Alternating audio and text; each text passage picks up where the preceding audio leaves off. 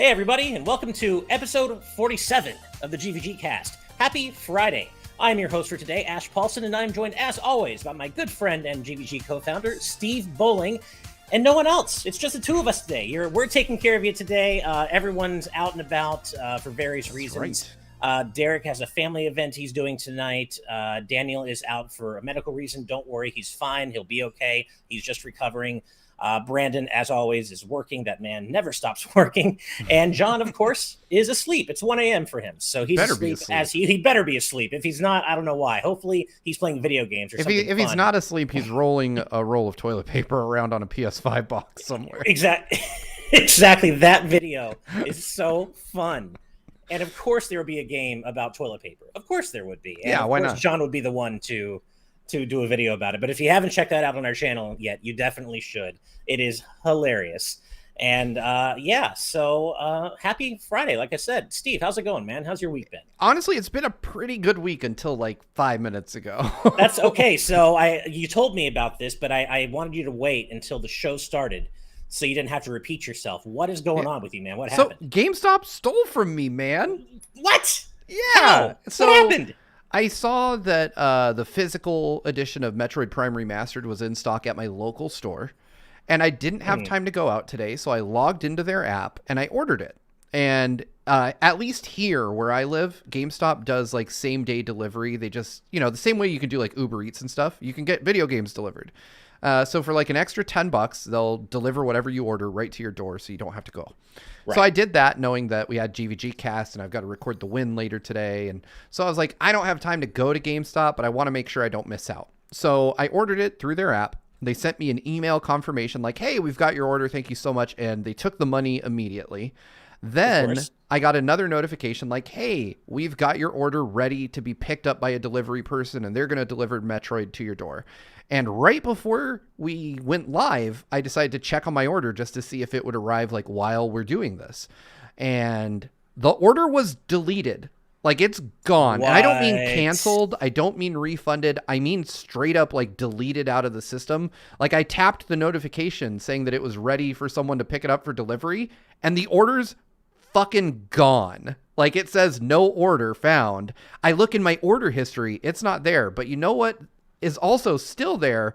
The $50 charge from GameStop for my copy of Metroid. So they were glad to take the money. But they apparently felt like I was not deserving of a copy of Metroid. So I don't typically like to complain at companies on Twitter, but you also can't steal $50 from me. No, definitely not. Well, what they didn't tell you is that you just need the Echo visor to see it. It's just invisible. There we go. That's it. That's the reason. I don't have the right power-ups. GameStop is playing a meta game with me here. I still can't wait to really dig into Metroid Prime Remastered myself. I too have been waiting for a physical version, and I have dabbled in it, but I really want to just reabsorb that game in its entirety because God, I love the original so much, and every time I see it side by side with the original, it is just striking to me how much more of a visual overhaul it actually is than you might think it would be in your memories. They did a really amazing job, and I can't wait to dig into it more. But you know what I also can't wait to do? Shout out our sponsor. And our sponsor, of course, for today's episode is The Game Orb. The Game Orb is a YouTube channel that brings commentary and gameplay footage from the Nintendo Switch and Xbox Series X gaming systems. While games like Pokemon Let's Go Pikachu can be seen on the channel along with others, The Game Orb will also now be adding Splatoon 3, Super Mario Sunshine, and Fall Guys to the gaming collection. So be sure to subscribe to the Game Orb at the link in the description. And of course, as always, I have pinned a link to their channel in our YouTube chat. So please do go show them some love. They have been supporting us from the very beginning, and we could not be more thankful for all of their efforts. So yeah, thank you so much, the Game Orb. And also a couple of birthday shout outs. First, and this is one I missed, bonk me on the head. I missed this one last week because there were so many to go through.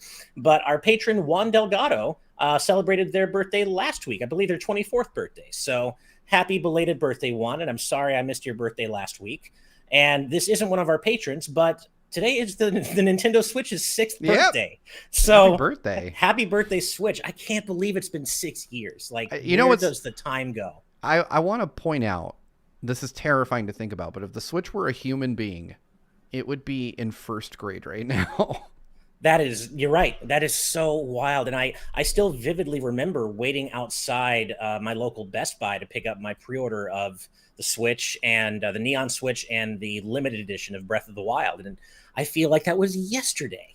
And Oh, it's yeah. just, it's 6 years on, and we're almost on the cusp of Tears of the Kingdom and Nintendo's successor to the Switch, presumably.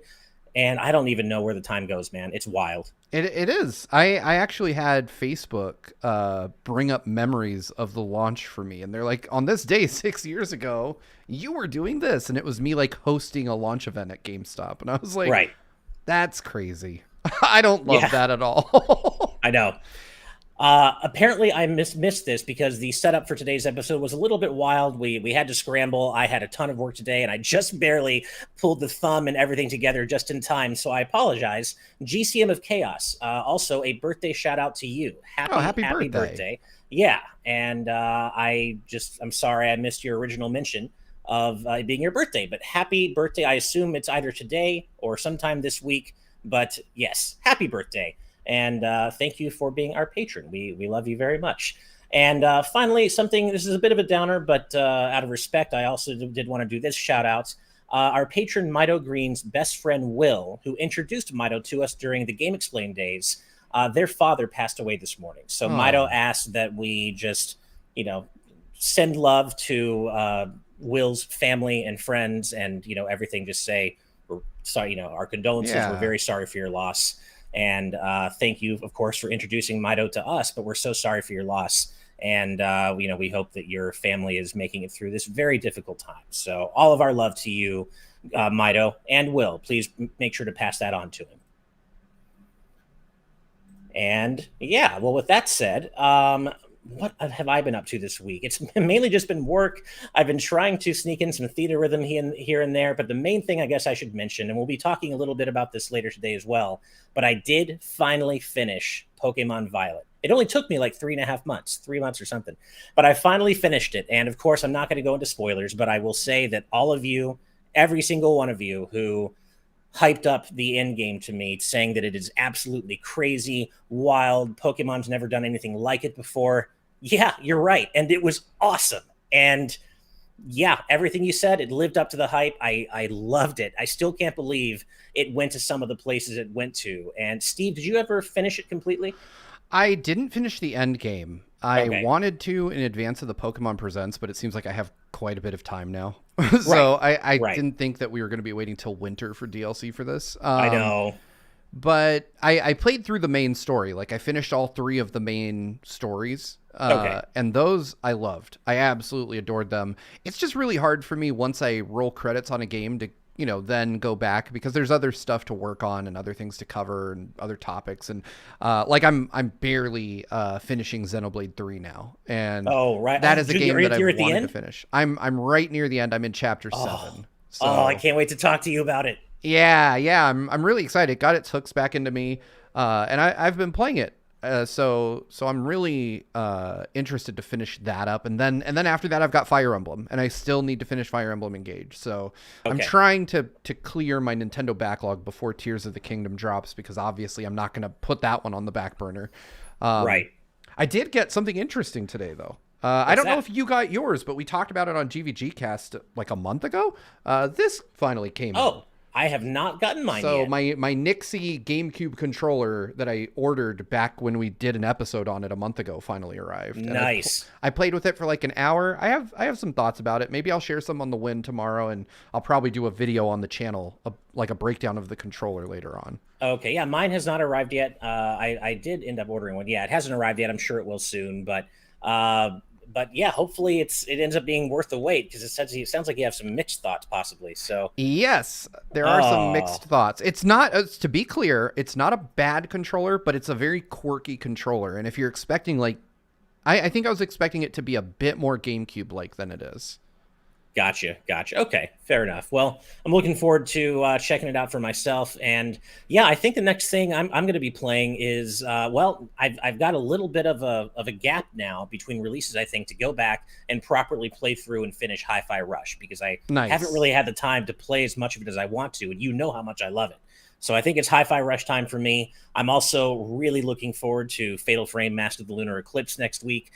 Full disclosure, I am working on the PR for that game as part of my day job, so just want to make that very clear. But I'm also just looking forward to it as a Fatal Frame fan. So and a horror fan in general, which Steve, I know is not really quite your jam as much. Yeah, I will say Fatal Frame has interested me for a long time. I think it's one of those where I could probably get away with playing it. But I played. God, I don't know the American name for it. It's something to do with a mask. In Japanese, it's Fatal Frame Tsukihaki no Kamen, and I played that on the Wii back in the day. Oh yeah, this is the remaster of that one. It never came out outside of Japan. God, and it finally is now. Okay, I need to try that one because I played the Wii version. Okay. So that would be, what is that? Mask of the Lunar something? Eclipse. Mask of the Lunar Eclipse. Yeah. All right, and, I got close. Yeah, exactly. And going back to GSM of Chaos's birthday really quick, it was actually the same day as Juan Delgado's last Wednesday. So happy belated birthday, Juan.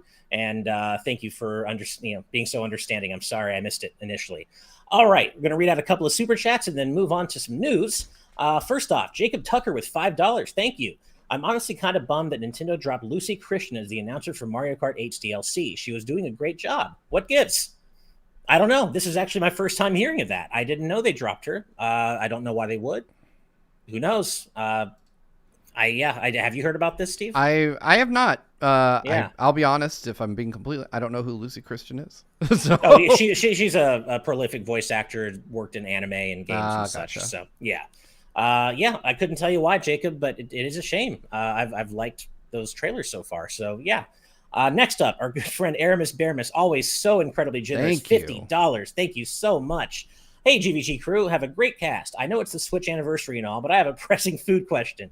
Ramen, Chinese noodles, or pho? Which do you go with? As always, I've been loving the content recently. Well, thank you, Aramis Baramis. And I like pho, but for me, it comes down to either ramen and Chinese noodles, and I gotta give the nod to ramen. I love me some ramen. It is a huge gulf for me between pho and ramen. Pho I like, and I don't think it's bad by any stretch, but there's something that I find like ramen is like comfort food, and every time I think about nothing but like really happy, cozy things when I think of a bowl of ramen. Like I think about hanging out with Ash in LA and getting it late night on an E3 night, which by the way, your boy got approved for E3 today. Nice. So I will be going. Yes, I gotta register as well. I keep forgetting, but yes, I gotta register as well. It didn't take long. It took a couple days for them to approve. So, I'm looking forward to doing that again. I always get a bowl of ramen when I'm in LA. So it is easy choice for me. Chinese noodles though is tough because they hit the spot pretty good when you're in the mood for them. But I would say the difference is sometimes I want Chinese noodles. I always want ramen. Exactly. And we also got some really good ramen as kind of our post-PAX West victory dinner last year when we did PAX West together. That was a lot of fun. I still think often about this place I went to in Japan. It's a really good ramen place called Ichiran. And it was in I think it was Ikebukuro, or it might have been Shibuya. But oh my God, it was a place where you like go down these stairs, like it's like an underground place, and you sit at these individual tables and you just order things individually and they just pass them right out to you. And it was, I mean, of course, Japan is full of the best ramen you've ever had in your life, but this truly was the best of the best ramen I've ever had. And I can't wait to go back to Japan and have more. I miss it. Next up, Jaden Buck with $10. Thank you very much, Jaden. Crazy Question Fridays, crazy question number 73. If you were to live in an apartment with no bath or shower, what solutions would you have to work around that issue? Yikes. I guess I would probably join. Well, I should join a gym anyway for other reasons, but I probably would join. I happen to live right next to a gym, a 24-hour fitness, so I could just join and use their showers, I guess. Yeah, that depends wildly on where you are, right? Because I guess if you live in a country where bathhouses are common, you could do that too. That's true too. So I guess it depends, but I agree. Probably the most logical, cheapest choice would be to join a gym because it's like $10 a month. Right. Although, man, you saying that now brings me back because when I go to Japan, I tend to frequent sentos, and I love them. I used to have like a lot of anxiety about going to bathhouses where, like, you know, you're around other men, and like, I don't love being naked around other people, just not my thing. But once I got over once I got over myself and realized literally no one gave a damn about me, they were, other than like, me being a foreigner, but otherwise, all these other dudes are there, they're not checking each other and no one cares. Yeah. And once I got over that, I was like, this is actually really freeing. And they have all these different baths, and there's a cold bath too. And man, now I just want to go back to Japan even more. I miss it so much. Jeez.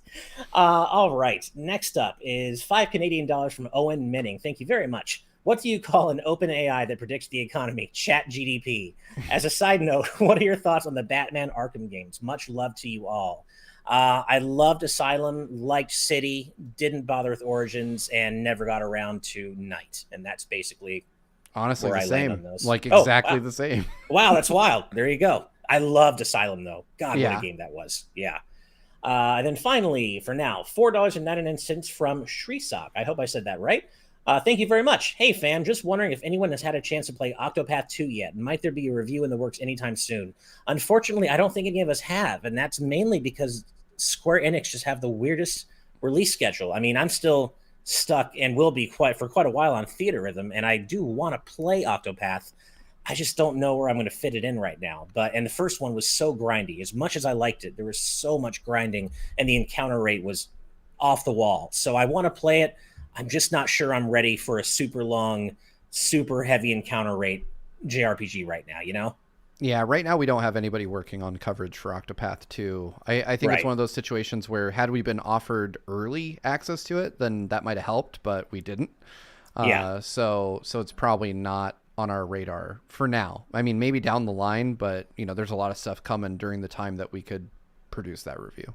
Yeah, if anything, it would be something that I would be likelier to stream infrequently than or one of us might, because by the time I think any of us get around to it, coverage for it might not be that relevant anymore. So, although Vedron says they're 15 hours into Octopath and it has many improvements over the original to an amazing degree, which is promising to me. It makes me happy. And I was talking to another one of our patrons about it last night, actually, and they said that while you can't really affect the encounter rate, you can toggle the game from day to night with the press of a single button, and encounters, I guess, there are less encounters and they are easier during the day. So if you don't want to deal with it, I guess you can just not have it be nighttime whenever you don't want it to be. So that's something. And I know you can speed up the gameplay this time around, which I also appreciate. So believe me, I want to play it. That soundtrack especially is something I need to experience. Yasunori Nishiki is he's like my favorite rising star in video game music. He's incredible, and I have to play it at some point. So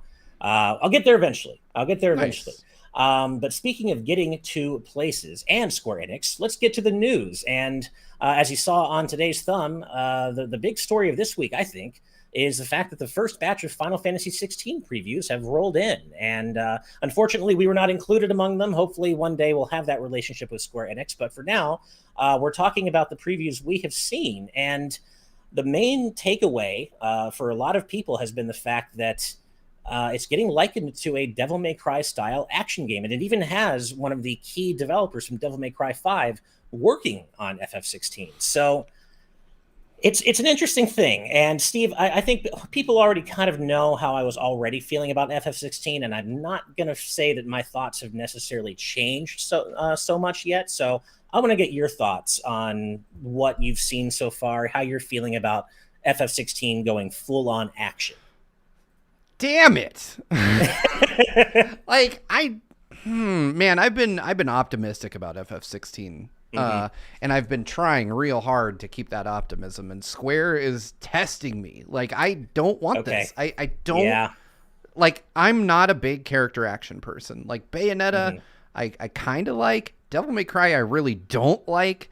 It's just not a style of game that really suits me. And I mean, come on, man. Like, I don't think of FF16 as like hardcore in your face action. I think of it as like, for lack of a better word, plotting. Like, I want it to be a slower paced kind of deal where combat encounters are strategic and take like real like thought to them. Like, I remember playing Final Fantasy VII and being in the battle with Sephiroth for like a half hour and that feeling of like beating him and feeling like I did something. And now I don't want to feel like a super badass. I want to feel like I overcame insurmountable odds when I play this. And to me, character action and the underdog don't fit well together. Yeah, so even before we got this first round of previews, I had definitely been saying that I'm not really feeling this one yet. I was never going to write it off. It's still Final Fantasy. I'm a huge Final Fantasy fan, but I have not felt like I was going to bounce off of Final Fantasy this hard since 12, and I'm really still feeling that way. And I'm feeling that way even more now. And that's not because I dislike character action games. And it's also not because I think Final Fantasy must always be turn-based or something. Right. I don't feel that way at all. I liked 15's battle system. Didn't love it, but I liked it. I loved 13's battle system. And, so it doesn't always have to be classic old school turn-based like the originals. And I'm fine with that. And on the other side of that, one of my very favorite things about Final Fantasy is how it constantly reinvents itself for each new mainline entry. I think that's actually really cool. And it just so happens that Final Fantasy having that shifting DNA means that sometimes I will fall on the right side of that, as with games like FF10, FF9, 6, even 13. Sorry, guys. Sorry, 13 haters. Not sorry. But it also means that sometimes I'm going to fall on the wrong side of that, like with FF12. And now it's looking like 16. And I'm still going to play it, not writing it off, but I'm just, as you said, Steve, this isn't what I wanted. Go ahead. I'll be honest, I'm really close to writing it off now. Really? Are you? Okay. I truly just don't like that style for this game. So what I was hoping for, and I see people in chat saying it, I agree with the criticisms of Final Fantasy XV's combat. Oh, me too. I think its combat was its weakest point, but I think it was passable. Like, it was just enough. What I really was hoping for is that they would take what they learned with FF7 Remake and give me a Final Fantasy 16 that basically took 7 Remake's mechanics and gave me a new numbered entry with that. Because to me, that is like the perfect hybrid of turn-based and action. Like, it was right perfectly in the sweet spot. Yeah. And so I was like, of course this is what they're going to do. And of course Square Enix throws me a curveball, like putting it in like one of my least favorite genres of all time. Right. So yeah.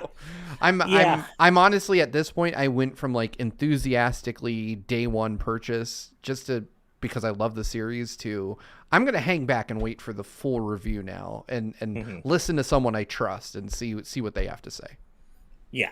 And I do also, I've seen a lot of our audience's critiques of 15's battle system. And I agree. It was far from perfect, but I liked it enough to play that game for something like, I don't know, was it 80 hours or something? I explored every optional dungeon. I loved exploring that world. It was just the story that was a mess in that game, an absolute indefensible mess.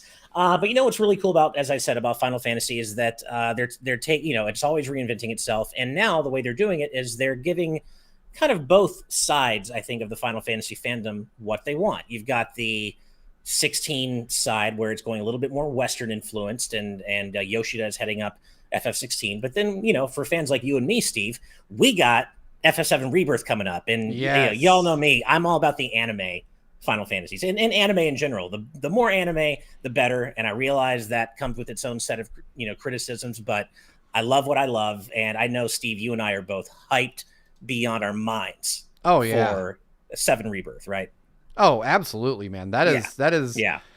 I don't know if that comes out this year. I hope it does. I'm thinking early next year, maybe. Yeah, I was going to say that's one game that I could think of that could go up against Tears of the Kingdom as like an obvious contender for Game of the Year. Like if Rebirth and Tears of the Kingdom came out in the same year, I could not easily call what my favorite game would be. It would be very close.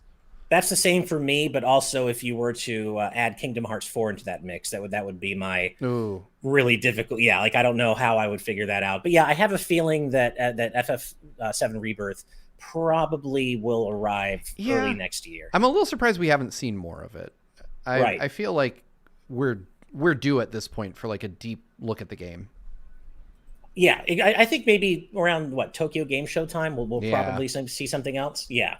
And Christian Cortez brings up an interesting point, asking, are you guys going to talk about the JRPGs thing, or is that bad vibes? And no, that's an important bit of context to bring up. So thank you for that, Christian. So This is a quote from Naoki Yoshida, who that kind of sheds a little light on why they might be going the action route this time. And they said, this is going to depend on who you ask, but there was a time when this term first appeared 15 years ago. And for us as developers, the first time we heard JRPG, it was like a discriminatory term, as though we were being made fun of for creating these games. And so for some developers, the term JRPG can be something that will maybe trigger bad feelings because of what it was in the past. It wasn't a compliment to a lot of developers in Japan. We understand that recently JRPG has better connotations and it's being used as a positive, but we still remember the time when it was used as a negative. And honestly, I can see that angle. I can, because there are definitely people who used to and still do use JRPG as a pejorative term. I'm not one of those people. You're not one of those people. But I can see from that perspective why they might have wanted to shy away from going full on JRPG with the latest mainline Final Fantasy. I think it's a shame, but I can understand and empathize with that perspective. What I cannot empathize with, and Neoxin in our YouTube chat, you brought this up as well earlier, and we had to bring this up. In an interview with The Verge, Yoshida has continued to put his foot in his mouth when trying to justify the complete lack of diversity in FF16's world. And I'm just going to say it. If you're here, you like our content, you know who we are, you know what we value. Diversity and inclusion matter. People from all walks of life deserve to see themselves in the games they play, in the media they consume. And I have a really bad taste in my mouth about Yoshida continuing to double down on why they can't have darker skinned people in FF16. And yet icons like summon monsters and chocobos are somehow okay. It's like, you gotta go one way or the other, man. Yeah. Like, I'm not, that's another thing that's really leaving a bad taste in my mouth about all this. Yeah, I haven't read the interview, but I am familiar with his previous comments on the issue, and it just doesn't make a ton of sense to me that that's where we're at with this. Yeah, I mean, and even if you consider FF12 had kind of that classic European setting and aesthetic to it as well, and yet you had all sorts of different races in FF12's world, it being Ivalice. So I don't buy his excuse that they were trying to create a world rooted in, classic European imagery, that being the reason why they couldn't have diversity among the characters in the game. I just don't buy it. And as much as I know he's a fantastic developer and he's been, FF14 fans worship the ground he walks on, I'm sure it's deserved. He's been a really positive force in that community. I gotta say, I really don't like this whole aspect of this, like the way he continues to try and justify it, Yeah, it's weird to me, and we talked about this last time these comments reared their head, like you said, it's a fantastical world with, all kinds of crazy creatures and gods and goddesses and monsters, and it's like, it doesn't make sense to me. I'm even trying to wrap my head around, could there be a lore reason? But I don't think there really can be a defensible lore reason for this decision. Part of me wants to give him the benefit of the doubt and be like, well, maybe it's a story thing and they don't want to reveal it, and he's trying to kind of talk in circles around it. But even then, it's like, what story reason would you have that would pass the test, right? Right, exactly. Yeah, I said it before. It's like the whole Ubisoft saying animating women was too hard. Kind of thing. So true. And to answer your questions with Taniac and Squire, FF14 does have diversity in it, which makes this even make less sense. So, yeah, it's really a shame. And I still want to give it a shot, but I got to say, between the gameplay style they're going with and just the setting not being aesthetically pleasing to me, and now this, him continuing to double down on this lack of diversity, the whole thing is just really leaving a bad taste in my mouth. And I don't know that that's going to change leading up to release. I'm still willing to give it a shot. And to be very clear, the previews that have come out have mostly, from what I've seen, been overwhelmingly positive. So this isn't us trying to tell you, oh, guys, no, the previews have been bad. No, this is going to turn out to be. No, I think people who played it, by and large, have enjoyed it. And they probably also tend to really like character action games, and that's fine. Yeah. I'm just saying that, from what we've heard and seen, I guess at least for Steve and me, it's just not really appealing to our own sensibilities. But I know Derek has been very excited for it. So if he were here, And Derek he would likes probably be character action games. Exactly. So if he were here, he would probably be saying something very different, probably being the voice of hype for the game, other than the diversity aspect. So yeah, it's a shame. It's not something we can talk about for the entirety of the cast, but that was one of the big stories from the week. Still going to check out the game probably, but I can wait. I'm honestly way more excited for Street Fighter 6, and that's coming out right around 16. So yeah, we'll see how it goes. Something else that was disappointing, and this wasn't just disappointing to us. This was disappointing, I think, to basically the entire internet, was this week's Pokemon Presents, which we were up at 6 a.m. for. I slept through it, but you did the right thing. You did clearly. the right thing. I slept through my alarm, and I woke up at like with that. You know how when you've overslept? You wake up with that fear. I woke up and saw that my phone read 6:04, and I'm like, oh damn it, no, God! So I just scrambled to the office, got online, and voice of God did the whole direct with Daniel and Derek, and it was not very good. It was really the one thing that was announced that matters is Pokemon Scarlet and Violet's DLC called The Hidden Treasure of Area Zero. It's going to be releasing in 2 parts, the Teal Mask in fall of this year, and then the Indigo Disc, which Nintendo's YouTube community page notes should be released by winter 2023. So it sounds like they're leaving themselves a little wiggle room just in case it doesn't make it by then. But everything else, I mean, even for hardcore Pokemon fans, I was like seeing reactions and they're just like, what was the point of this? Like, Pokemon Sleep, okay, but no GBA, or sorry, no NSO GBA or Game Boy announcements whatsoever. Maybe people were falsely setting themselves up for disappointment there, but I know a lot of people were hoping we might get Red and Blue and Yellow on NSO Game Boy, maybe Ruby, Sapphire, Emerald on GBA. I would not put it past the Pokemon Company to force these to be like purchasable games, like to put them outside of NSO and say, you're going to buy these, like you're going to buy these Game Boy Pokemon games. They did it with the Wii U. And they had like actual like special, somewhere I have one.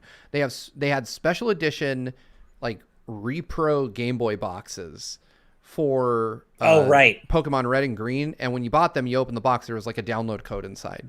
And so I could imagine them doing something similarly goofy, like, because I mean, I hate to say it, but the cynical side of me says Pokemon fans will pay to buy these games outside of an NSO subscription. And so it matters. Someone is at my front door. I'll be if you need to go answer it, I can. Yeah, no worries. Now you just got me, everybody. I don't know how this is going to go. No, but I do remember what Steve was talking about with the Pokemon boxes with the codes inside. And speaking as someone who was up at 6 a.m. for that thing, and as someone who just finished Violet, I should say, and was really excited to see the DLC they might announce. Even the DLC announcement, it was cool to get it, but the trailer was almost nothing. It was basically just a bunch of key art, a couple of live action scenes from a festival, and then like a little sequence where you see this new area in the middle of the ocean. But even the trailer for the DLC itself wasn't really anything to write home about, and it's so much further off than I think we were expecting. So even that, as nice as it was to get, kind of fell flat, especially for a 6 a.m. presentation. No, wait, they didn't steal. Complaining on Twitter works apparently, because during the show, so the weirdest thing, the order still is deleted. Like, I can't view the history of this order. I got a text from Uber Eats saying they were delivering my GameStop order. I could track it through there. And I was just waiting to see if it was actually going to show up. But there we go. We got it. So, well, I'm so thanks, glad GameStop. That was fucking weird of you. Hey, you know what? When in doubt, trust Uber Eats, I guess, to deliver your copy of Metroid Prime Remastered. Exactly. My order is cold. Weird. Yeah. Well, was there anything else you wanted to mention about Pokemon before we move on? Or? Yeah, I was going to say, I did watch the Pokemon Presents after the fact, and I have to say, like, I know that we have some major Pokemon fans in the community, and I consider myself like a Pokemon fan. but one that like I grew up with the games and then I kind of fell off of them as I got older and then came back Same. to it. And now I'm kind of like a wait and see Pokemon fan. I kind of wait and see if the game is going to deliver on the hype. And I truly think that, the current gen Pokemon games are fantastic. So, maybe even the best ever. They're really good. So I felt like the Pokemon company was like on it. And then this happened. And I was like, it's amazing how much things can change in a few short months, because this was truly like a letdown of a presentation. I knew DLC was coming. I expected it to come like probably 6 months sooner. I expected this to be like a summer thing. I thought it would be too, actually. Yeah. Yeah, so I was a little shocked that we got this so late, and then the rest of it was kind of like you have to be a super fan to be excited for this stuff. Like you have to be really, really Right. hardcore into Pokemon to be excited for most of the other things they showed. Like Pokemon Go plus plus. I haven't played Pokemon Go in years. TCG stuff. Like I get that the TCG is really popular, but again, I don't know who. This is for really big fans only, in my opinion. I agree. And even some of the cooler stuff like Paradox Suicune and Paradox Virizion, I think it is, they're cool. I like their designs, but I wish they had, they're just terror raids that appear in the game with no story context whatsoever. And Yep. if you play the end game, the whole thing about the Paradox Pokemon is what is one of the things that's so interesting about it. So I think that would have been a lot cooler if they had tied some extra story content to the mysterious appearance of these new Paradox Pokemon, and especially Paradox Legendaries. And they just didn't. They're just thrown into the game as new terror raids, and that's just kind of not really interesting. And I was already, after that amazing end game, I was already in for the DLC no matter how they announced it. So I wish the trailer had been more interesting for the DLC, but either way, they got me. And Steve, just so you're aware, man, if you can do the entire amazing part of the end game I'm talking about in like 2 hours from where you are. Nice. It's not a huge time sink, so you can go. Yeah, I definitely need to do it. I just, like I said, I'm chipping away at my backlog, and now that I know I have until winter to really need to continue with Pokemon, I'll probably finish that just before the DLC comes out to give myself a refresher on the game and the mechanics and everything else. Cool. Okay, gotcha. Definitely let me know once you check it out. I'd love to hear your thoughts. It really is that amazing. But unfortunately, not really that much more of note about the Pokemon Presents. No Gen 5 remakes. I feel like it might have been a little soon for that anyway, but yeah, they're coming. They're coming. They're coming eventually. So I feel like at this point, it's probably in development for the Switch 2. Right. Yeah, I think you're probably right. Speaking of something that's coming, but a lot sooner, is Mario Kart 8 Deluxe's Wave 4 DLC. It's launching March 9th, next Thursday, along with like a billion other things happening on that same day for some reason, which we will get to. But so we now know Wave 4's release date and the tracks or the courses included in Wave 4. And they are Amsterdam Drift from Mario Kart Tour, Riverside Park from Super Circuit, DK Summit from Mario Kart Wii, Yoshi's Island, which is, of course, the brand new course that we got the preview of during the most recent Nintendo Direct, Bangkok Rush from Mario Kart Tour, Mario Circuit from DS, Waluigi Stadium from Double Dash, and Singapore Speedway, also from Mario Kart Tour. And I gotta say, I'm feeling a little let down by this lineup. You too? Yeah. Yeah. It's a bit of a snooze. I think the tour tracks are simultaneously some of the most novel and least interesting.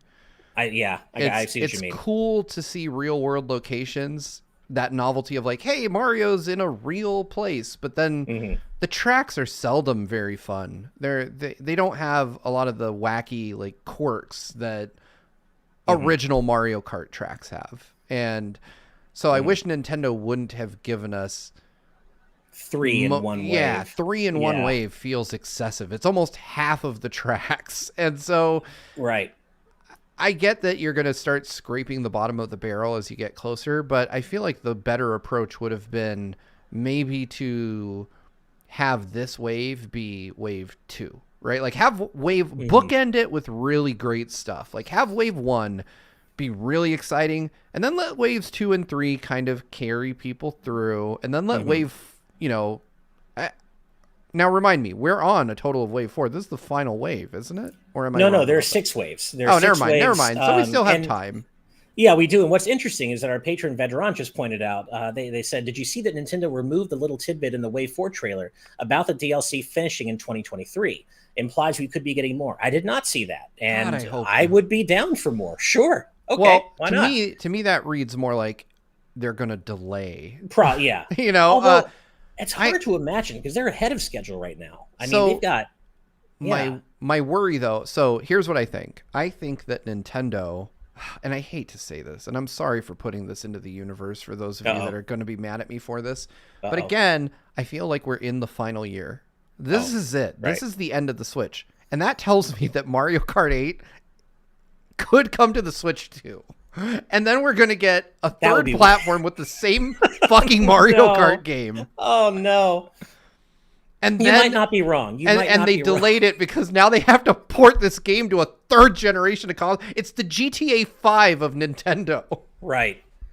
Man, I still think we're going to get all 6 waves this year. I do. Or all the 4, 5, and 6 this year. But I can see where you're coming from. And our patrons, some of them are like, yeah, they want you to be wrong, but they can see where you're coming from, as do I. That's my problem is I think we get Wave 5 this year.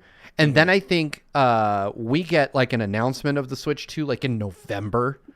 And they're going to have like the first direct where they blow the lid off this thing. And they're going to have Mario Kart 8 Wave 6 and they're going to show it in the same direct as the new console. And then announce that Mario Kart 8 is coming to that console. And we're going to buy it again. Mario Kart 8 Deluxe Plus for Switch 2 with a second booster pass. Yeah. So, I will say, as I've made clear before, I have not played much of Mario Kart Tour. I couldn't stand it. So all the tour tracks might as well be brand new tracks for me. And there have been some great real life city tracks. Sydney Sprint, I think, is one of the best tracks yet. I love that course. But then there's some like Tokyo Tour that I just like, it just blends in. It's not very interesting. And it may well be that the ones in this wave, Amsterdam, Bangkok, and Singapore, are all really good and we'll be singing a different tune come next Thursday. But the other thing that I have to point out, y'all know the one track that I wanted to be part of all this is Airship Fortress from DS. But they give us Mario Circuit instead. And I'm like, okay, Mario Circuit's not a bad course, sure. And they're adding some stuff to it, it looks like a foresty area. That's cool. But it's the third Mario Circuit in the game.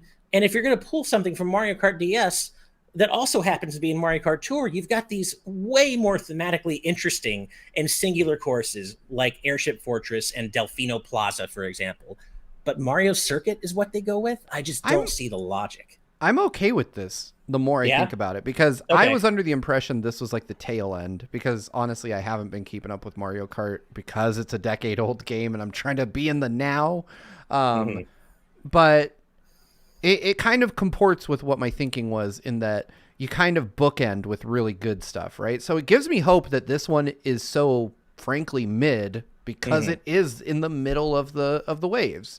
So I think like you probably see four kind of is going to be the worst wave in my opinion. 5 will be a gradual step up and 6 will be like some big course that we all have wanted in Mario Kart 8 for a long time. I think 6 is where Nintendo brings out the big guns because they want to, at the end of this whole cycle, give people an incentive to go back and spend, what was it, like the $25-$35 for the whole thing. So they need the last one to generate buzz and say like, oh, hey, it's all done now. All the DLC's out. And we put in these awesome courses at the end so people will talk about it and we'll hopefully get more people to jump on and buy the DLC for this.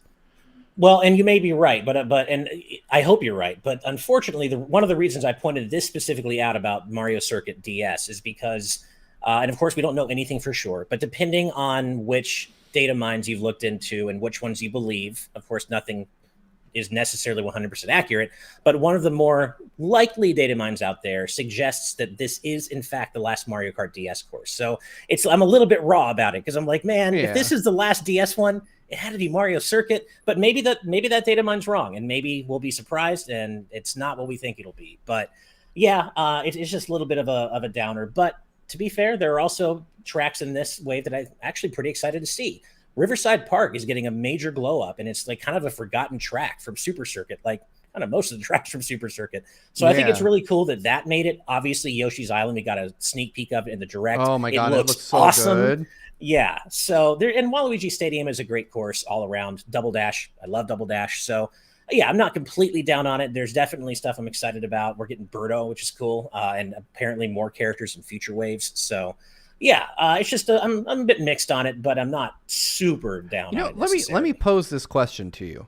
Do All you right. think we get movie versions of any of the characters in the DLC? Do you think we get like movie Mario or movie Bowser Um, or movie I Peach? I don't think so. I think they'll probably stick with characters that are returning characters, like returning from prior Mario Kart games or tour, essentially. So I'm thinking characters like Diddy and Dixie Kong and all the whole Kong family, really, the extended Kong family. I hope Dixie makes it. She should. But yeah, I think they're probably going to stick with primarily returning Mario Kart characters and not necessarily bring in new versions. But Oh, that's hey, I fair. could be wrong. We've already got Metal Mario and Baby Mario, and then we got Pink Gold Peach and Baby Peach and regular Peach. So why not have another one? Movie Mario, movie Peach. It's not impossible. Get the blue shell character from the movie in there. Yeah, the spiky blue Koopa, as Watcher TL I, just mentioned. So that would yeah, be rad, and you probably wouldn't have to license voice clips. So right. That's also true. Oh god, but that would mean Chris Pratt's going to be in Mario Kart 8 Deluxe. That'd oh be my weird. God, that game predates his career almost. Yeah, let's go. That would be really weird to hear that in Mario Kart.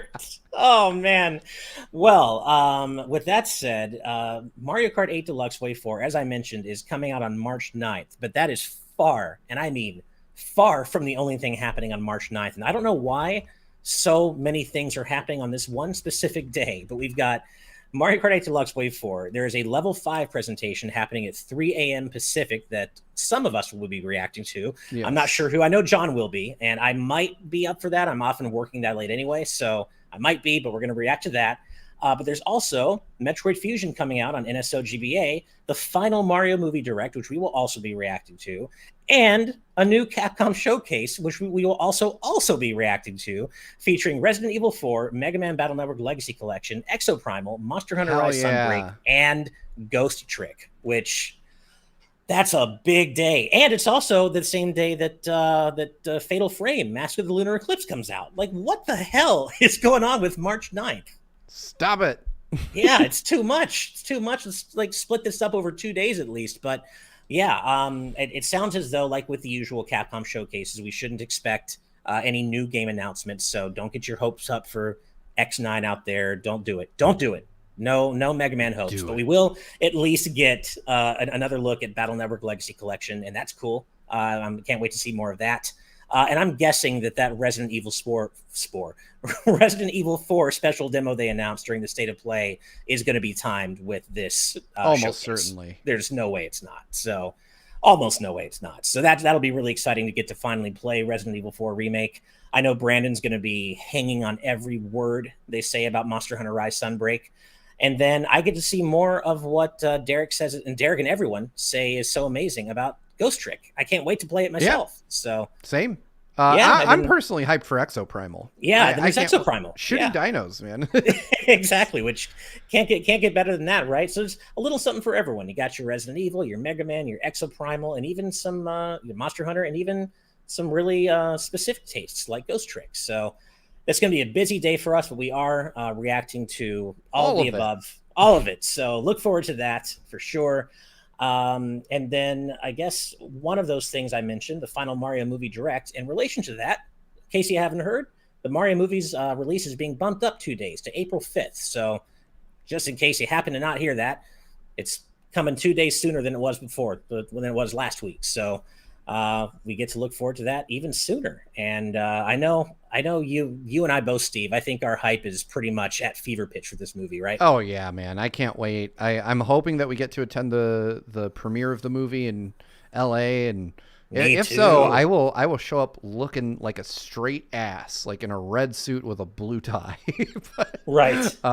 yeah, I'm hoping that we get to go see that. But either way, I've already got tickets pre-ordered at my local movie theater for me and my kids. Like we're going, and I imagine it'll be a movie we see more than once in the theater. Right. I think so too. Yeah. Especially if we do get to go to the premiere together, Oh, I'm yeah. clearly going to go see it again with my wife. And I do have to mention Dad Alpha Line is talking about it. Jack Black showed up on the Kelly I Clarkson did. show wearing a Bowser suit with balls. Yep. I Which saw that.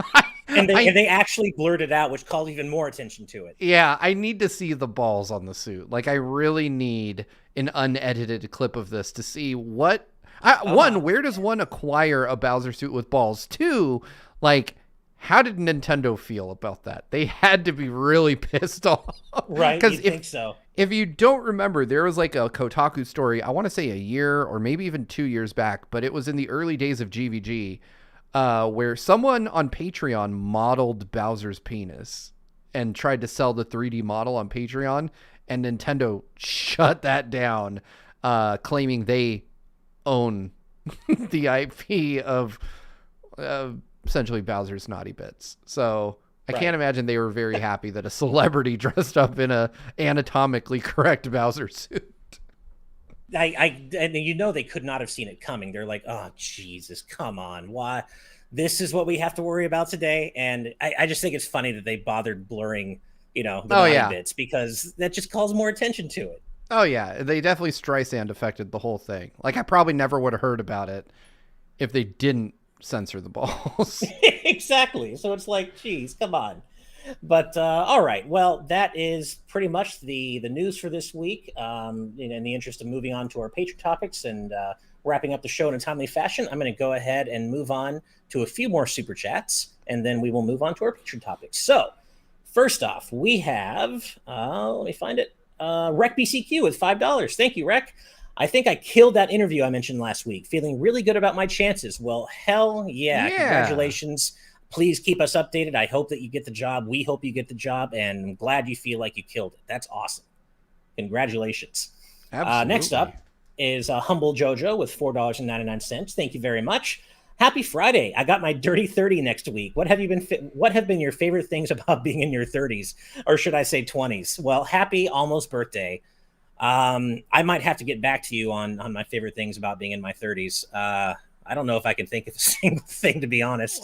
My 30s recently ended. God. Mhm. And I will say my favorite thing about being in my 30s was the Nintendo Switch. I mean, it was there for most of them. Fair enough. You know what? That's a good one. I'll say the Nintendo Switch, and also just a few years ago, my wife and I moved from our old apartment into an apartment we really love now. Like it's like a dream place for me. We really love it here, and that's something I can specifically attribute to my 30s. So that's something positive, I guess. That and the Switch And That's a really good GVG. one. GVG came in all of our 30s. Yeah, that's true. Good point. I didn't even think about that. GVG, yeah, GVG is probably the number one best thing, actually. If I'm associating that with my 30s, it would have to be GVG for sure. Yeah. Good call. Happy almost birthday, Jojo, and thank you for saying we are in our 20s. I will love you forever for that. Thank You're you. so kind. Yes. Next up is $10 from our good friend Titus Malvolio. Thank you, Titus. Happy to catch you guys live for once while driving my truck this evening in this weird AF Washington weather. Hope you are looking forward to all the drops, news, and Mario trailer next week. Well, as we were talking about a little while ago, we are, and we're going to be reacting to all the things. So look forward to that. And finally, for now, $5 from our good friend Grantles. Thank you, Grant. One of the reasons to be excited for 7 Rebirth over 16 is actual character diversity, and you could not be more right about that. Completely, totally agree. So, of course, we do have a few more super chats, but I will read those out at the end of the show. But for now, it is time for our patron topics. And as a reminder, we have a Patreon. Patreon.com/GVGaming. And if you back us at the producer tier for $10 a month, you can suggest topics for us to discuss on each GVG cast, just like the ones we are about to get into now. And Steve, why don't you get us started, man? All right. My topic this week comes from Cornflakes, who writes, what is one anime studio and one non-Japanese animation studio you would like to have produce a Zelda movie or series? Bonus points if Ghibli, just to spice up discussion. And it's interesting that you mentioned that, because I see like a popular take online is Studio Ghibli doing a Zelda animation. So I'm not going to say that because I feel like that's been explored and beaten to death by multiple people. But I do think the Ghibli art style and of course animation quality would fit really well with Zelda. But what I'd really like to see is Studio Trigger do one, because one thing that Studio Trigger does better than anyone else is big ass apocalyptic fights. Like, just look at One Punch Man, look at Kill la Kill, look at Gurren Lagann. Like, Trigger knows how to do large scale fights, and I think that they're the only anime studio in the game that I think could do justice to like an epic battle between Link and Ganon. Like, that would be one of the best looking fights ever. But ironically, like, I would actually much prefer, just if we're talking about anime and Nintendo in general, I still would vastly prefer a Smash anime. That would be like 10 times more interesting. And I wish I knew what studio did Pit's trailer. Because Pit's or was it Palutena's? Sorry, Palutena's trailer. Palutena's trailer was so damn good, like perfectly captured, that I would toss it to them in a heartbeat if I knew who they were. I just don't know who did it. As far as an American studio handling Zelda, that one's a lot tougher for me because I'm not nearly as well versed in American animation studios as I am with anime. So I'm gonna kind of cheap out on this one and say that I would throw it to ILM, Industrial Light and Magic, because they handle Star Wars, and a big component of Zelda would be sword battling, and I think that ILM has that down thanks to all their experience. So they would be the ones that I would throw it to, or anybody that they've contracted with to do Star Wars content. Gotcha, man. This is a hard one for me. I mean, I was thinking of Studio Trigger as well. I don't obviously so many of Studio Trigger's works in anime are, you know, the most anime as fuck animes that ever anime. They are the most over the top things you could ever watch, and I love that about them. I just don't know if that necessarily. So the folks that did the Palutena trailer were Shaft, and they're if you've ever seen like Nisekoi, which is a popular like romance anime, they did the Palutena trailer. I would definitely Shaft or Trigger in my opinion. I agree. I mean, yeah, the Trigger, if they could get the tone right for something that's maybe a little bit more subdued than their usual fare, then I think Trigger would be amazing. But I agree, Shaft. I'm sorry for the lack of diversity in our answers, but yeah, I kind of just agree with you, man. As for a Western animation studio, I really don't know. I'm not that well versed in Western animation studios other than the obvious big ones like Disney and Pixar and DreamWorks. And I don't know that I'd be wanting a Zelda movie from any of them necessarily. Yeah, I'm sorry, I don't have any better ideas than that. But I don't. Hold on. I got the name wrong. Or no, I don't have it wrong. Powerhouse. That's an easy one. Those are the guys that do Castlevania for Netflix. Oh, that's a good one. And also Air IQ in our YouTube chat said Sony Pictures animators are the guys behind Spider-Verse. And yes, I would be happy that would be cool for them to work on a Zelda movie. Thank you for that steer, Air IQ, because I was really drawing a blank in terms of a Western animation studio I'd want to trust Zelda with, but they are the ones for sure. Or Powerhouse, who also, as Alpha Lion says, did the Sonic Origins cutscenes. Okay, my needle's kind of going toward Powerhouse now. Yeah, might have to be Powerhouse then for the Western studio. But, yeah, I agree. I think that's the one I'd want to go with. They seem really good at replicating other art styles too. Right. Yeah, well, cool. Well, thank you very much for that question. And my question I almost said this year. My question this week comes from Dat Alpha Lion, and this is one you've asked a few times, and I thought it was particularly topical today.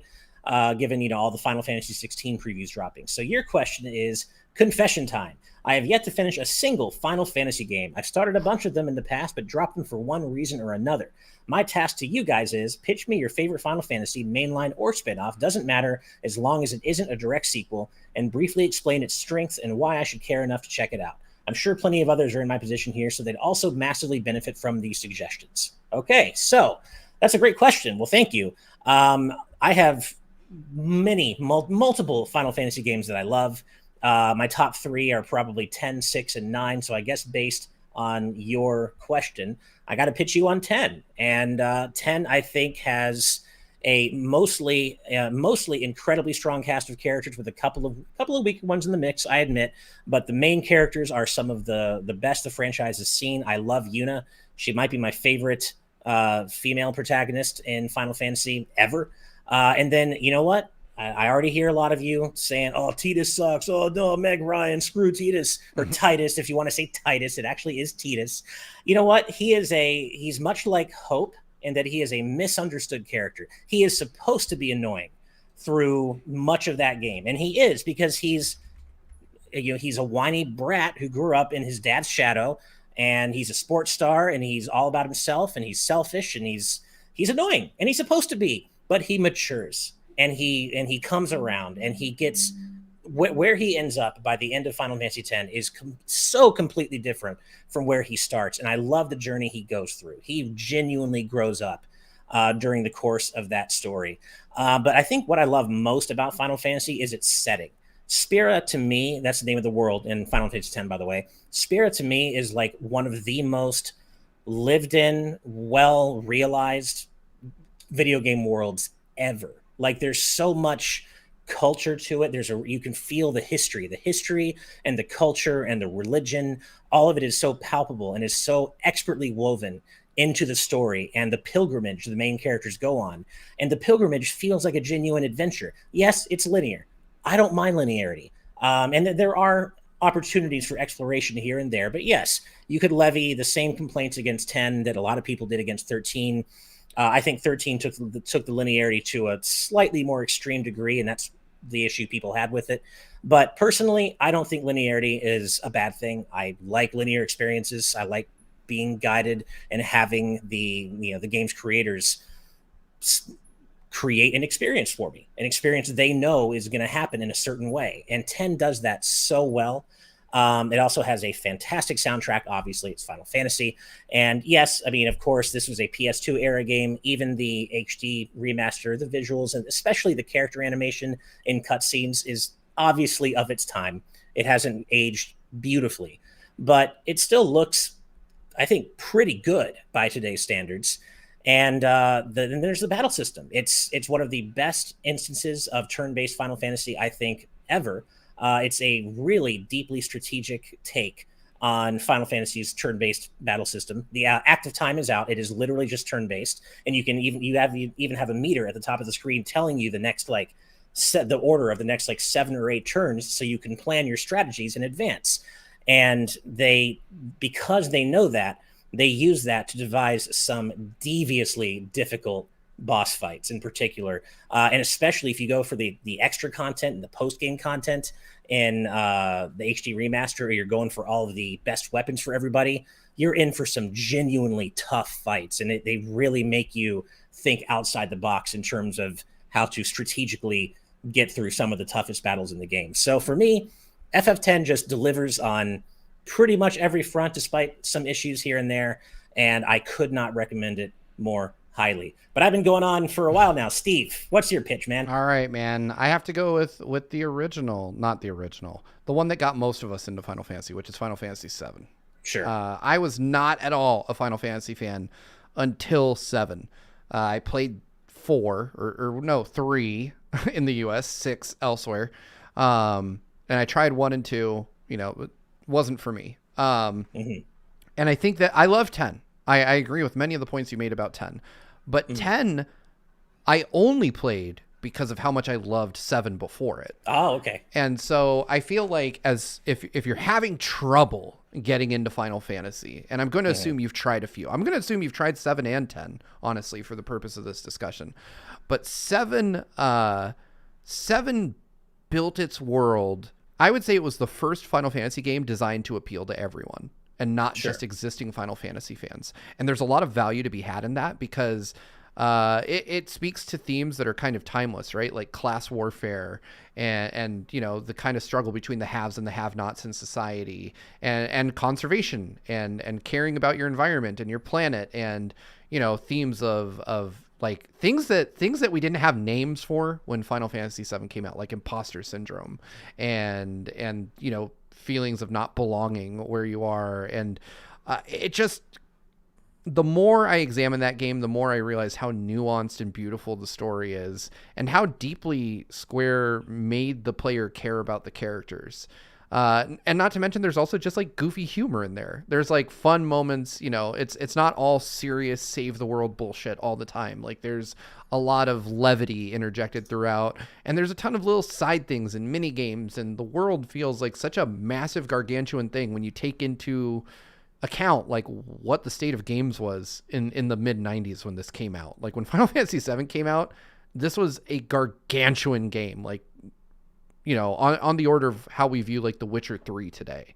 So I think there's a lot to do. I think there's a lot to see. I think Square Enix made some of their best characters in Final Fantasy VII, and there's a reason that they're doing remakes of it, you know, decades on, that this universe for this one numbered entry continues to get more content. And it's because the original game, Final Fantasy VII, is just such a masterpiece. Like it is hard for me to think of like a way in which they could top it. I'm so glad that remake exists, but the original is a masterwork, and it deserves to be played. Like if I had to list 10 games everybody should play, Final Fantasy VII along with Chrono Trigger would be on the list, and they'd probably be the only 2 JRPGs on the list.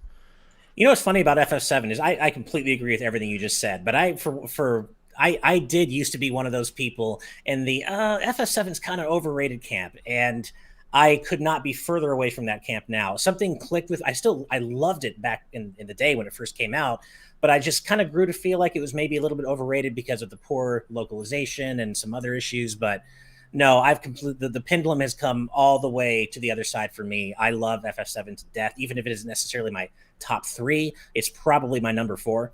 And I love that whole universe. I love that cast of characters.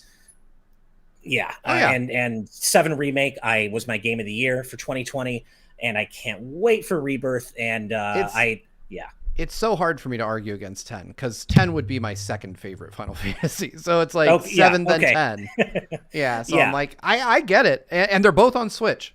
I would honestly just say pick them both up and choose your favorite, because it comes down to personal preference. Right, exactly. And Moawe in our live audience chat saying 10-2 is good. I don't care what anyone says. Yes, I agree. Thumbs up. My brother in 10-2 arms, or sorry, my brother or sister in 10-2 arms. I love 10-2. So yes, thumbs up. Love it. And as I'll say, as I always do, FF13 rocks. I don't care what anyone says. It is flawed, but I still like it so much. And Derek isn't here to shout me down about it, so I can say it as much as I want. But so thank you for that answer, or sorry, for that question, Alpha Lion. Really appreciate that. That was a lot of fun to pitch you on some of our favorite Final Fantasy games. And with that said, we have a few more super chats to read out, and then we will be heading out to our patron exclusive post show. So first off, we've got Disney Duncan with $5. Thank you, Duncan. Link's Awakening and its remake are on the Switch. Maybe the same could happen for Ocarina of Time and Majora's Mask. Not this year, though. I think if it was going to happen, it would have happened already. Yeah. I don't think so. I wish. I mean, other than NSO, of course, but yeah. I'll be honest, and I'm putting a bunch of bad stuff out into the universe. I think at this point we're waiting for like a 40th anniversary for Zelda to get something of that magnitude, like a Link's Ocarina of Time remake. I think would be like, at this point, we need another big milestone for the series. That would be, oh God, that would be amazing. Yeah, but I agree.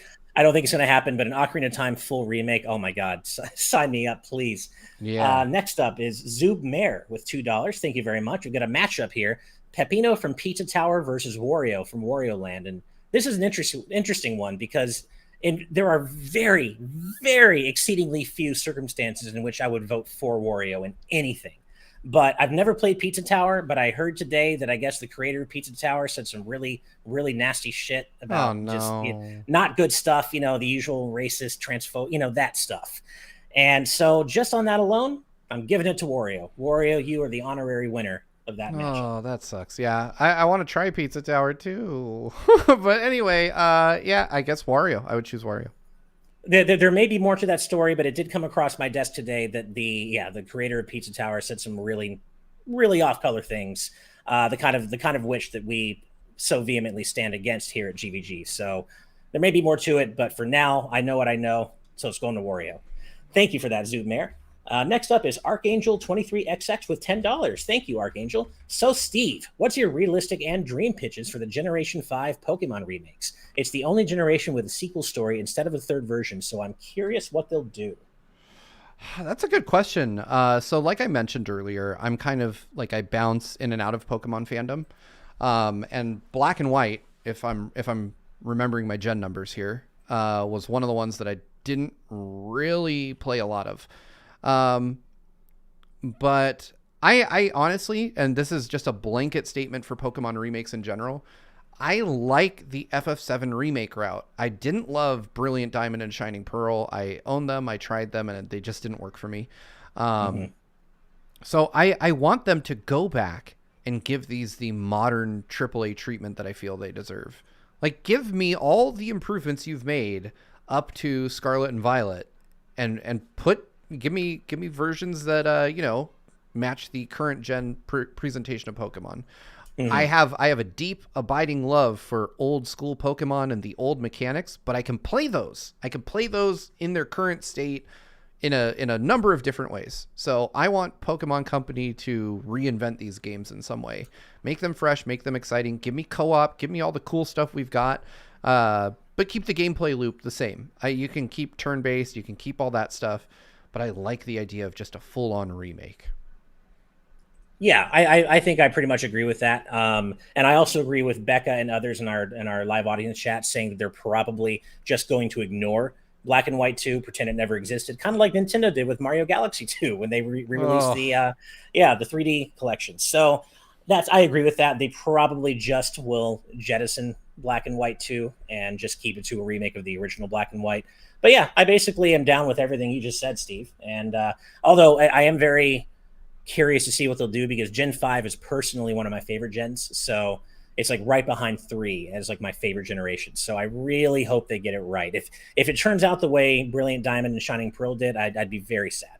I'd be very, very sad. So we'll see how that goes. But thank you for that, Archangel. Next up is BlazeStar25 with $5. Thank you.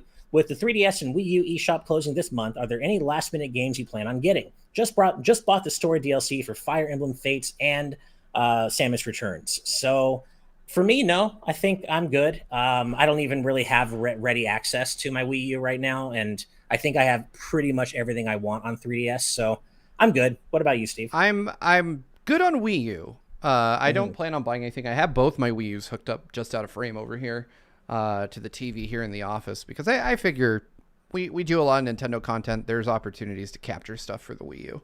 But I don't plan on buying anything new. It's more for interesting hacks and stuff that come out. My 3DS, I do plan to buy a few things for. I want to get all the 3D classics that I don't have. So Nintendo released those like 3D classic NES and Sega games and stuff like that. I'd like to own those because I doubt those will exist on other platforms in the future. And emulation can't appropriately capture what it's like to play those games with the 3D effect. So I'd like to own those so that I could visit those with, the actual intended effect. Gotcha. I already have all the 3D classics, and I think pretty much all the 3DS eShop indies I could ever want. So I think I'm good, but there are tons of gems on the 3DS, that's for sure. Next up is $10 from Fallen Egg. Thank you very much. Speaking of Switch 2, what are y'all's predictions on how this system can be? I'm currently thinking it'll definitely be a step up in power. It may also feature a dual screen system with 4K docked. Well, Steve and I have already gone on record multiple times saying that we both agree that Nintendo have developed themselves into a corner, so it basically has to be an improved iteration on the Switch, the whole handheld console hybrid idea. Beyond that, though, Ash, I your don't know. I audio don't has think they're going to go disappeared. dual screen. I don't think Oh, that's for going to me happen. it did. Never mind. You're fine. You're fine. I But apologize. It's certainly, just I me. could see 4K happening. I would think so. Just a step up in power. But what about you? You're the more tech oriented of us, Steve. Obviously, what do you think? Uh oh, did we lose Steve? Oh no, we lost him. Oh no, I think his PC crashed again. Can you all still hear me? Can you all still hear me? Hello, hello. Okay, you can hear me. All right, well, I'll keep the show going for now. Yeah, unfortunately, Steve's PC's been having some. Oh, you can. Oh, you guys can hear Steve. I cannot. I can hear you now. Oh, you're back. You're back. Yeah, Chrome just Oh, it decided was to Chrome this time. completely Okay. die. Yeah, so I can't go to any Jeez. website in Chrome right now. I don't know. So thanks, Microsoft Edge, for saving Yeah, this right. episode. That I'll never say that again. So yeah, it's sorry, I didn't hear any of what was being said, so I don't know any of what was going on.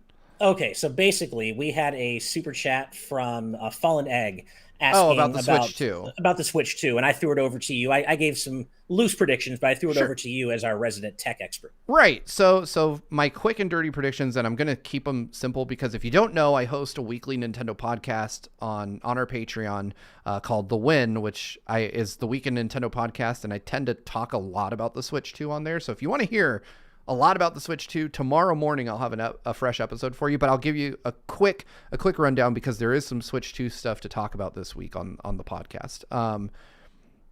So I do believe the Switch 2. I heard the very beginning of Ash's part of his reply. I do believe Nintendo will release an iteration of the Switch. I do think it will be the Switch 2. It's not going to be like a wildly different concept the same way Wii U to Switch was, right? Because Nintendo has kind of developed themselves and internally organized themselves into a corner. Right. We may forget, but Nintendo very publicly like merged their mobile and console game divisions into one group, and they have not decoupled them. We would know that by now. And I think, we also have to accept that regardless of where you land on the spectrum of believing Nintendo's intentions, they're far enough in development of their next console that they would have had to have decoupled them if they planned on going back to a traditional console and portable route like they have in the past. So I think that we're getting a Switch 2. I think, not to be rude, but it's a gimme that it's going to be more powerful. They're never going to be like, we released a less capable console. Yeah. I do think that dual screen is not happening. That's just not going to be a gimmick that they introduce at this point I agree. because things like that tend to fall flat on their face, and they don't need to. It increases the hardware cost, and I do think we're getting to 4K, but I do think it's not true 4K. I think it's, Okay. we're talking DLSS, upscaled 4K, similar to what the PS4 was doing in the PS4 Pro, just frankly a little bit worse version of it. Like, it's not checkerboard, it's actual like AI upscaled 4K. And that's not as no as people think it is. But again, tune into The Win. I'll explain that in detail where I have way more time to talk about it. Right, exactly. A really quick question for you, Steve. I do want to ask, do you think that there will be any sort of FPS boost type feature for older games? Oh, on Switch 2? absolutely. Yeah, I okay. think so. I think that the Switch 2 is going to be based on the Tegra architecture, which is what is in the Switch that we all have. And I think that Nintendo uses a Tegra, let's just say X2, because the X1 is in the current Switch, which would render everything backwards compatible and would essentially mean that we're doing what Nintendo loves to do, by the way. This is a Nintendo-ass move. Nintendo doesn't like to change architecture very often. You saw it with Wii to Wii U, and you saw it with Game Boy to Game Boy Advance. Like they try to, or I'm sorry, Game Boy Advance to Nintendo DS. Like the Nintendo DS and the 3DS, all of those are on the same architecture so that you could play GBA games at hardware level efficiency without emulation. Like all those Ambassador games were running in Game Boy mode on the 3DS, which was also possible. Of course, the DS had a Game Boy cartridge slot. So Right. my thought is we get the same architecture, just dramatically improved. And thus Nintendo can then at the system level say, all right, we're going to we're going to open this up to where old Switch games can use more of this raw horsepower, and it's up to you developers to create a performance profile, and QA the games for this new platform. So you can say like it's now Switch 2 enhanced, and maybe that's either better assets or higher frame rates. Right. Man, Age of Calamity at 60 FPS or even anything above 15 to 20 FPS would be a revelation. And I still really like that game, but I would definitely go back and jump back into it if I could play it with a boosted frame I never rate, 100%ed it because the frame rate just started to bug me too much. Right. But I would go back and complete it if I could get that, because it was a good game. Imagine a Switch 2 exclusive update for Pokemon Scarlet and Violet that actually makes it look good and perform even better. That would be great. That is a rumor. That's something we're going is. to be talking about on the Win this week. We have a very credible rumor that Pokemon Scarlet and Violet will be getting a patch specifically for compatibility with a new Nintendo console. Yeah, I had been hearing about that, so I'm hoping that's true. Really hoping that's true. Thank you for that, Fallen Egg. That was a fun discussion. Next up is our good friend Shellshock Prime with $2. Thank you so much. Did you guys check out the toilet paper game? So Steve and I specifically have not, but our good friend and comrade in arms, John, did. And there's a video up on the channel right now that you can go check out of him checking out the toilet paper game. So definitely go watch that. It's a lot of fun, as you would imagine it is. It's great. Next up is Archangel 23XX again with $5 more. Thank you. Don't forget, the Pixel remasters are coming soon if you're worried about accessibility for suggestions, not for Final Fantasy suggestions. Not trying to push 6, but anyways, hey, you don't have to make any excuses about pushing 6, Archangel. Great. 6 is amazing. Yeah, no, 6 all day, every day, baby. It's great. And then finally, what a perfect super chat to end things on. This is beautiful. RecBCQ once more with $5 saying something I think we all can and should agree on. Any level of diversity, whether it be race, sexuality, gender, etc., is valuable and makes the world better. Discrimination is disgusting and ridiculous. Hell yeah. And here, say it out loud for the people in the back. Perfectly stated, Rec. And I think that is the perfect way to wrap up today. I do want to say one more thing, though, just some little house cleaning about the whole pizza tower thing. Our patron Cutie Caitlin posted an update to that whole thing where the creators said they saw the post. Needless to say, I'm not exactly proud of those posts. They're from the past. They're just very shallow and not funny at all. So take that for what you will. You form your own opinions, but I just didn't want to seed any misinformation out there because I didn't know that they had responded to people, calling out those posts from the past. So just wanted to get that out there, draw your own conclusions. But with that, we have reached the end of episode 47 of the GVGcast. Thank you all so much for being here with us today. We love doing this every week, and it is our honor to do this show for you all. As always, we have to give a special thank you to all of our patrons at the producer tier and above for helping to make this show and everything we do happen, because without you, we couldn't. So thank you so very much for everything you do for us. And as always, we have to give an extra special shout out to all of our patrons at the executive producer tier and above. And those fine, amazing, stupendous folks include Brandon Bovia, Cutie Caitlin, Fangs, Z Patty, Just Brian, Sky Blue Flames, Eastman 23, Adam O'Sullivan, Richard Herrera, Logan Daniel, The D-Pad, Vesmio, Waffle King, Critter XD, Joy Content, Angel Martinez, Vedron, Joshua Hunter, Benny Yao, Blindman, Azran127, Black King, Pagrema, Geller, Joseph Rutkin, Titus Malvolio, Geeky Griffin, Lucky Wonderfish, Kyle, Wataniac, Top Dog 23100, Young Ben Kenobi, Doug Shomix, Andrew Medeiros, Brady Power, Darchi, Becca, Rocks the Cat, Killamox, Sean Davis, Michael McCaw, Matthew Wong, Goron Amber CPHT, Too Much Spaghetti, Bane 400, Ascaron 809, Ryaner, Nathan Steele, Spicy Atanda, Rain and Clouds, The Game Orb, Super Gamer Dude 101, Grantles, Ravelox, Rosa Pardo Bowling. Hi, Mom.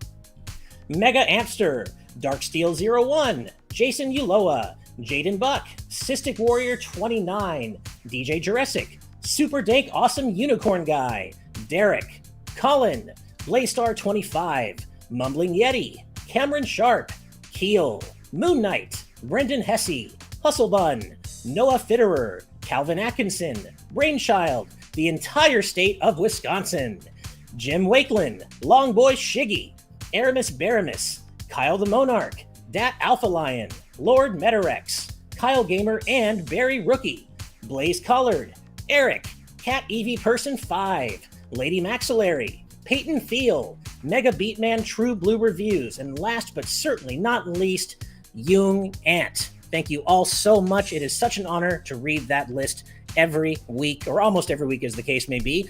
As a reminder, patreon.com/gvgaming. You can support us for as little as $1 a month, which gets you into the best damn Discord gaming community of all time.